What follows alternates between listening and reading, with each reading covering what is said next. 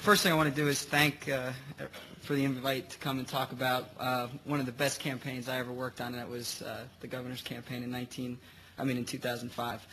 But Frank, I do have one question for you. How many books could I buy down at the Barnes & Noble and bring them back to the campaign office that we could use your words? 7. Actually, they do have exactly 7. And because it's Mrs. Clinton's campaign, I will give you a 10% reduction. That is fantastic. Thank you. Thank you. What I want to share with you today is a little bit about how you take this type of information, this expertise, and kind of apply it to a campaign. And we did that in Virginia. The governor had an idea that started with universal pre-K for every 4-year-old. If obviously there was an opt-in, it wasn't a mandatory pre-K. And it was an idea that we had talked about for several months, and we figured, how do we kind of present this to Virginians? And as the campaign progressed, we realized that the way to win the race was to really focus on suburban voters. We're coming right in behind a very successful governor, Governor Mark Warner, who ran his campaign a little bit differently than typical Democrats. He reached out to rural folks, reached out to the urban centers of the state. And we realized that Tim Kaine had a little bit different background and a little bit different way of approaching things and being a problem solver. So we decided that where we really had to attack was the fast-growing counties in Virginia. And we had there's a history in Virginia that we were really getting beat there really badly. The election just before our 05 race was the presidential race where the state went for Bush.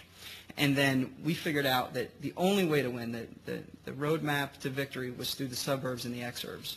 So we really started thinking about ideas and issues that would work well. And transportation was one. Many of you who are familiar with Northern Virginia and Tidewater, and actually Richmond now, are understanding the pressures that we have on our transportation system, I'm sure. But the other thing that was actually a huge thing was education. And what would be the one real idea that we could have that would be crystal clear to people and also would kind of drive a difference between our opponent and Governor Kaine? And pre-K, universal pre-K, was that idea. So what we did is early in August, we decided to really test drive this, and we came up with a program that's called Strong Start.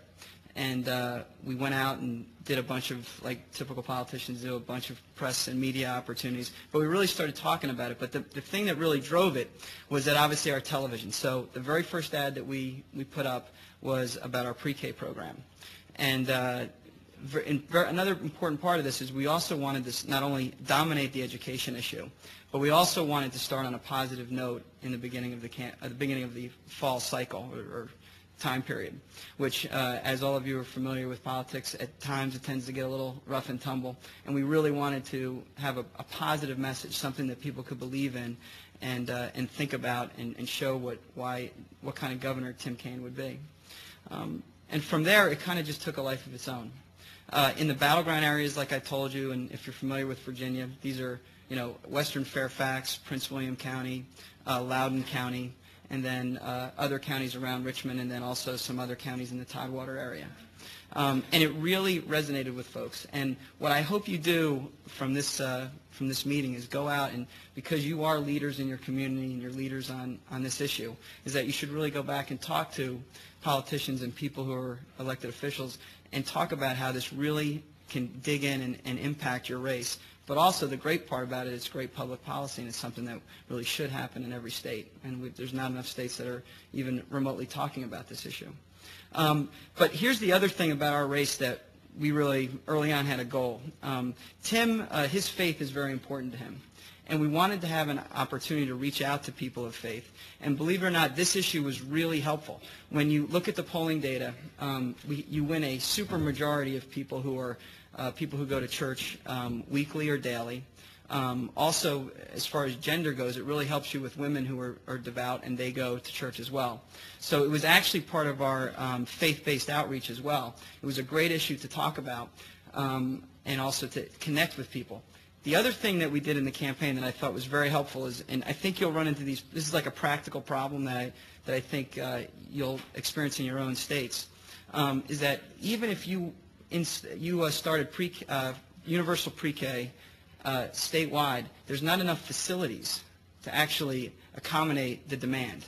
So we reached out to churches and other groups that had faith-based daycare providing, and offered that they could also participate in the program, thus opening up a huge group of providers, but also people who really are in the business of child care, but also believe in early childhood education. So it was a really unique way that was also fiscally responsible, if you would say, to include those centers. As the campaign progressed, there was obviously other issues, but we were always able to tie ourselves to this issue, and it was incredibly powerful. And as a result, on Election Day, we were able to, for the first time in many, many years, we won those fast-growing counties. And it was because of the coalition that we built.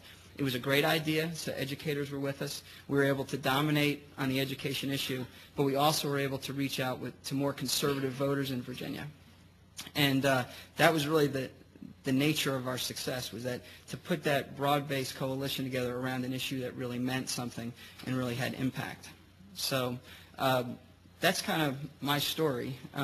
What I'd love to do is take some questions in a couple of minutes, and we can talk about it, and love to meet with you after as well if you have any other additional ideas. Thanks.